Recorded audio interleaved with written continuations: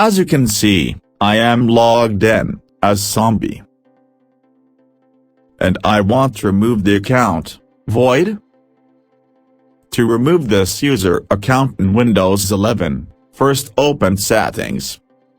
Now, on the left side go to Accounts. And then, go to Family and Other Users.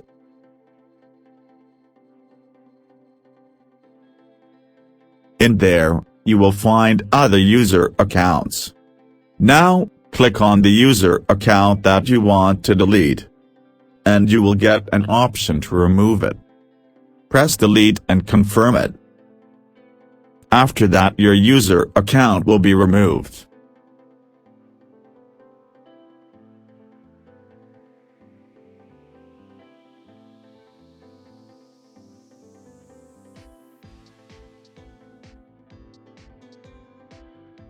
And there we go, our user account has been deleted.